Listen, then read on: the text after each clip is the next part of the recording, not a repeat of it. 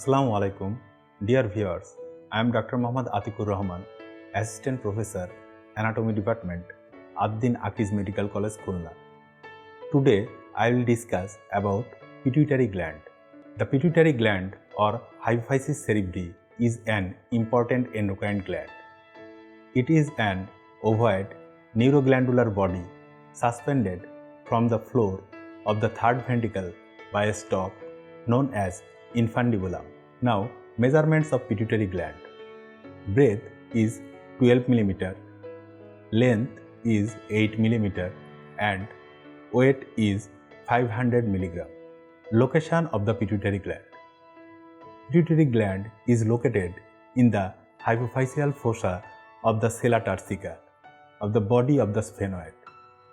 The fossa is roofed by the diaphragma celli, which is perforated in the middle by the infundibulum.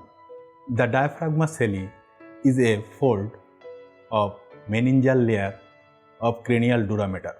The capsule of the gland is adherent to the meninges of the fossa. Hence, the gland is not surrounded by a film of cerebrospinal fluid. Presenting parts of the pituitary gland. The gland consists of an anterior lobe or adenohypophysis and a posterior lobe or neurohypophysis. In development, structure and functions, these two parts are distinct from each other. Anterior lobe of the pituitary gland. It is highly cellular and occasionally presents an intraglandular cleft. The part of the gland behind the cleft is known as pars intermedia.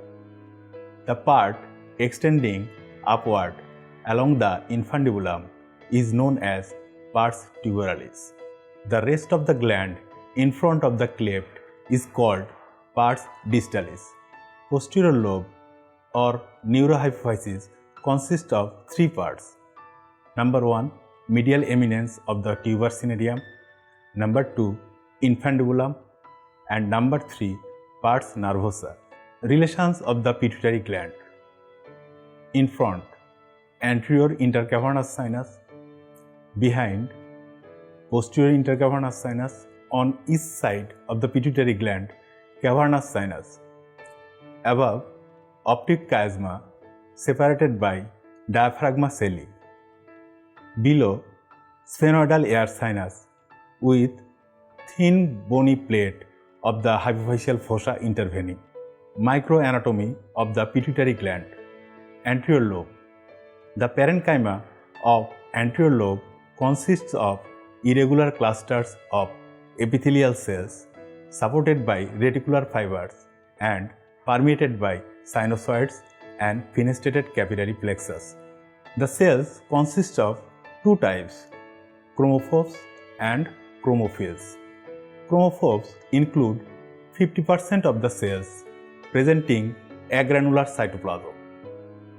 They are either inactive precursors of the chromophil cells or are degranulated after releasing most of their hormonal contents. Chromophils belong to the remaining 50% of the cells. According to the staining of the cytoplasmic granules, the chromophils are subdivided into acidophil and basophil cells. Acidophil cells stain with acidic dye and basophil cells stain with basic dye. Acidophil cells are two types, somatotrophs and mammotrophs. Somatotrophs produce growth hormone and mammotrophs produce prolactin. Basophil cells are three types, corticotrophs, thyrotrophs and gonadotrophs. Corticotrophs produce adrenocorticotropic hormones. Thyrotrophs produce thyroid stimulating hormone and gonadotrophs produce follicle stimulating hormone and luteinizing hormone.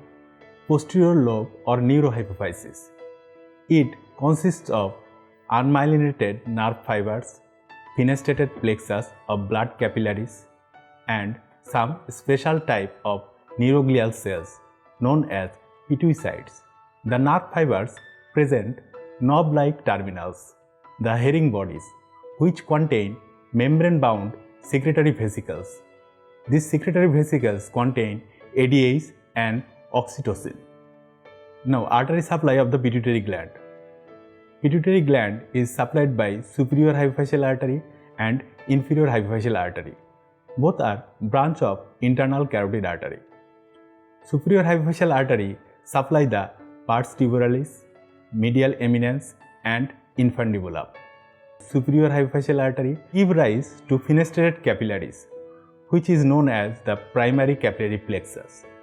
These capillaries drain into portal veins called the hypophyseal portal veins, which runs along the pars tuberalis and give rise to a secondary sinusoidal and fenestrated capillary network in the pars distalis and provides its entire blood supply.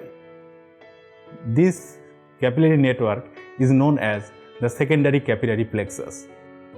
Inferior hypophyseal artery primarily supply the pars nervosa, venous drainage of the pituitary gland. Most of the blood from the pituitary gland drains directly into the cavernous and intercavernous sinuses. Then they go into the systemic circulation. Functional connections with the hypothalamus. Pituitary gland is connected with the hypothalamus by two ways. Number 1, hypothalamo-hypophyseal tract, and number 2, hypothalamo-hypophyseal portal system. Hypothalamo-hypophyseal tract. It consists of nerve fibers arising from the supraoptic and paraventricular nuclei of the hypothalamus and projecting into the posterior lobe of the pituitary gland.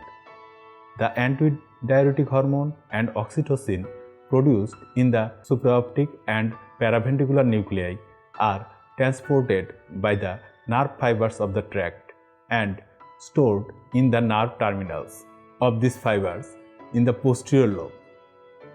Then hormones are released in the capillary plexus as and when necessary. Hypothalamo-hypophyseal portal system. It consists of two sets of capillaries, one in the hypothalamus and other in the pars anterior of the anterior pituitary gland. The neuroendocrine secretions of hypothalamic neurons release in the capillaries of the medial eminence and upper part of the infundibulum.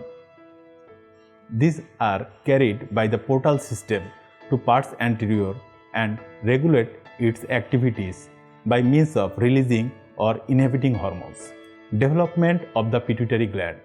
The anterior lobe of the pituitary gland is derived from an evagination of the ectoderm of the oropharynx towards the brain. This evagination of the ectoderm of the oropharynx is known as Rathke's pouch. The posterior lobe of the pituitary gland is derived from a downgrowth of the neuroectoderm of the floor of the third ventricle of the developing brain. This is all for today. Hope you will get some idea about pituitary gland. Thank you.